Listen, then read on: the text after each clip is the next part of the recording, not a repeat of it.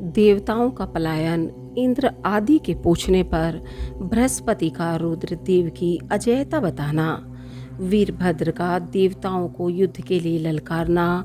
श्री विष्णु और वीरभद्र की बातचीत तथा विष्णु आदि का अपने लोक में जाना एवं दक्ष और यज्ञ का विनाश करके वीरभद्र का कैलाश को लूटना। ब्रह्मा जी कहते हैं, नारद, उस समय देवताओं के साथ शिवगणों का घोर युद्ध आरंभ हो गया। उसमें सारे देवता पराजित हुए और भागने लगे। वे एक दूसरे का साथ छोड़कर स्वर्गलोक में चले गए। उस समय केवल महाबली इंद्र आदि लोकपाल ही उस दारुण संग्राम में धैर्य धारण करके उत्सुकता पूर्वक खड़े रहे। तदंतर इंद्र आदि सब देवता मिलकर उस समरांगण में बृहस्पति जी को विनीत भाव से नमस्कार करके पूछने लगे। लोकपाल बोले, गुरुदेव बृहस्पति, तात महाप्राज्ञ दयानिधि, शीघ्र बताइए, हम जानना चाहते हैं कि हमारी विजय कैसी होगी। उनकी यह बात सुनकर बृहस्पति ने प्रयत्न पूर्वक भगवान शंभु का स्मरण किया और ज्ञान दुर्बल महेंद्र से कहा। बृहस्पति बोले, इंद्र, भगवान विष्णु ने पहले जो कुछ कहा था वह सब इस समय घटित हो गया। मैं उसी को स्पष्ट कर रहा हूँ। सावधान होकर सुनो। समस्त कर्मों का फल देने वाला जो कोई ईश्वर है वह कर्ता का ही आश्रय लेता है। कर्म करने वाले को ही उस कर्म का फल देता है। जो कर्म करता ही नहीं उसको फल देने में वह भी समर्थ नहीं है। अतः जो ईश्वर को जानकर उसका आश्रय लेकर सत्कर्म करता है उसी को उस कर्म का फल मिलता है, ईश्वर द्रोही को नहीं।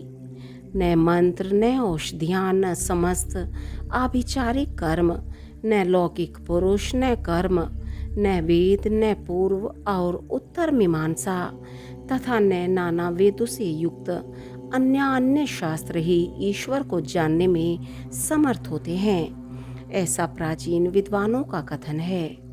अनन्य शरण भक्तों को छोड़कर दूसरे लोग संपूर्ण वेदों का 10,000 बार स्वाध्याय करके भी महेश्वर को भलीभांति नहीं जान सकते।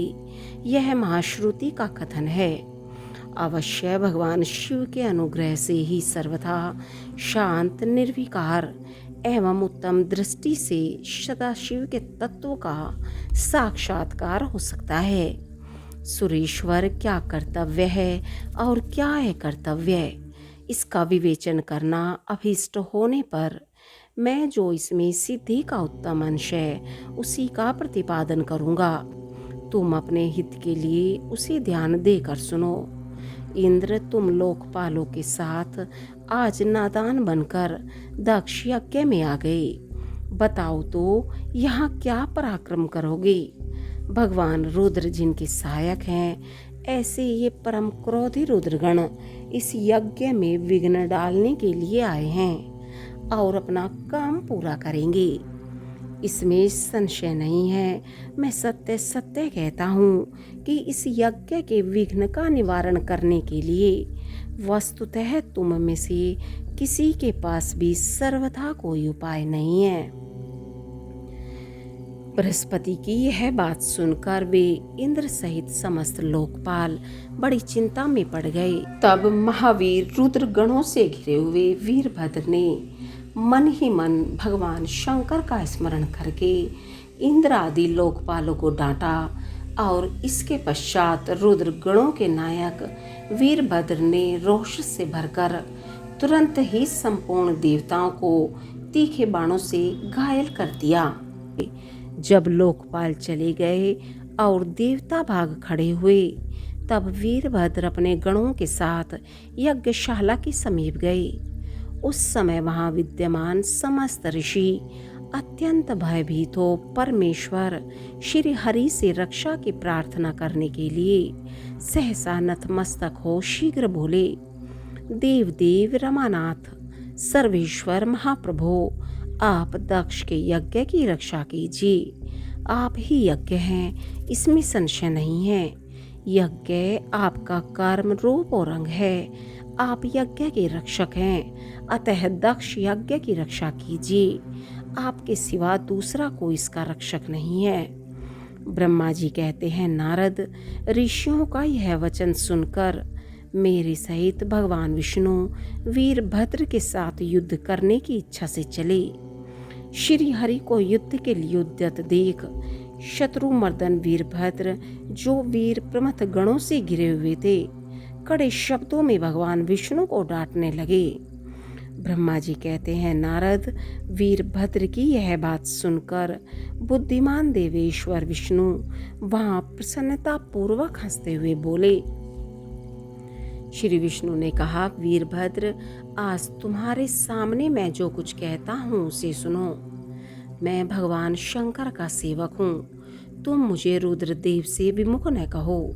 दक्ष ज्ञानी है, कर्म कांड में ही इसकी निष्ठा है। इसने मूढ़तावश पहले मुझसे बारंबार अपने यज्ञ में चलने के लिए प्रार्थना की थी। मैं भक्त के अधीन ठहरा, इसलिए चला आया। भगवान महेश्वर भी भक्त के अधीन रहते हैं। तात, दक्ष मेरा भक्त है, इसलिए मुझे यहाँ आना पड़ा है। रुद्र के क्रोध से उत्पन्न हुए वीर, तुम रुद्र तेज स्वरूप हो, उत्तम प्रताप के आश्रय हो। मेरी प्रतिज्ञा सुनो। मैं तुम्हें आगे बढ़ने से रोकता हूँ और तुम मुझे रोको।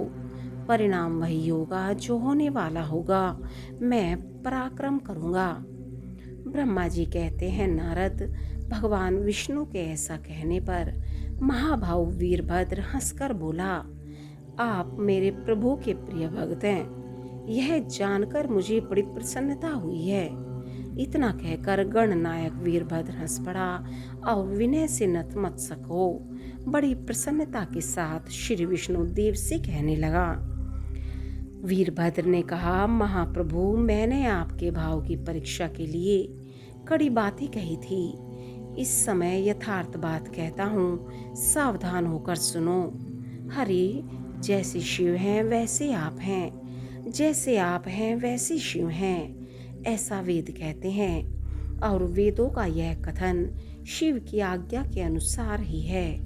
रमानाथ, भगवान शिव की आज्ञा से हम सब लोग उनके सेवक ही हैं। तथापि मैंने जो बात कही है वह इस वाद विवाद के अवसर के अनुरूप ही है।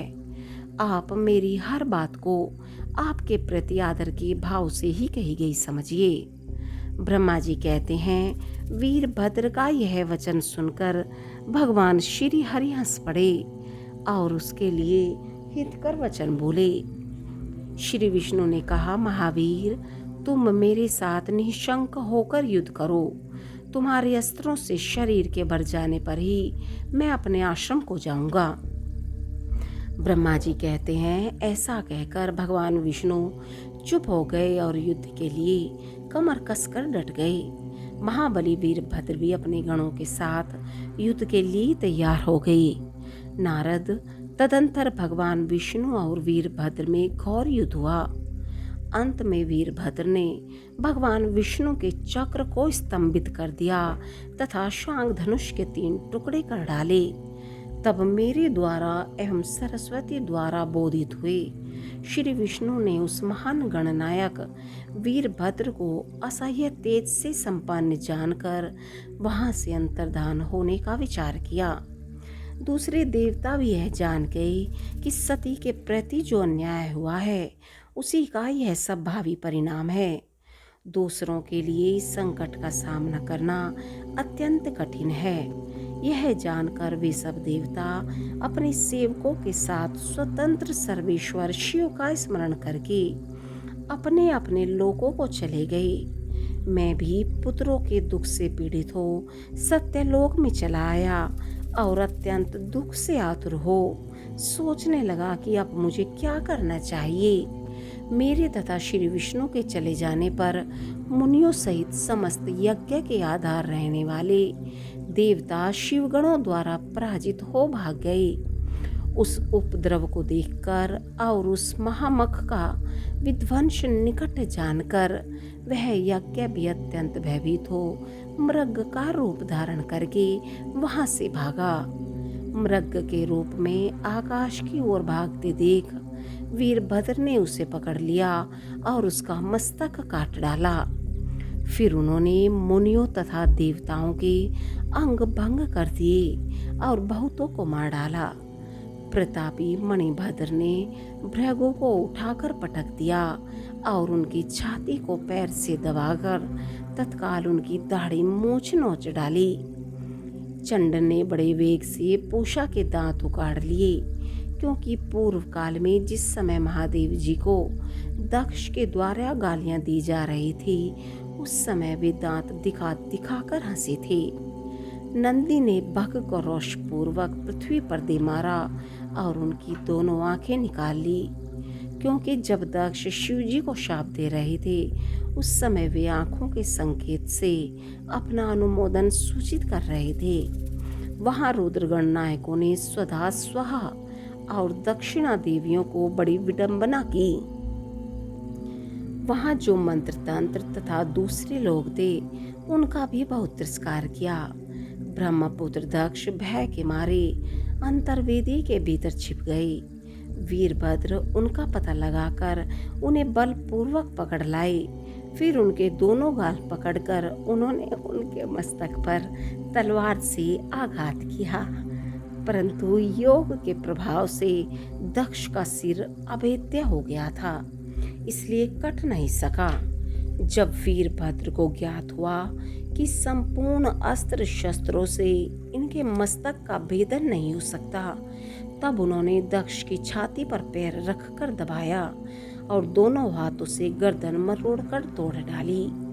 फिर शिवद्रोही दुष्ट दक्ष के उस सिर को गणनायक वीरभद्र ने अग्निकुंड में डाल दिया।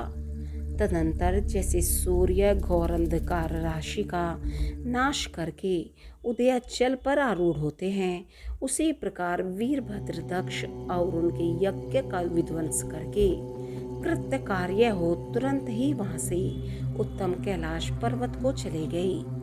वीरभद्र को काम पूरा करके आया देख परमेश्वर शिव मन ही मन बहुत संतुष्ट हुए और उन्होंने उन्हें वीर प्रमथ गणों का अध्यक्ष बना दिया।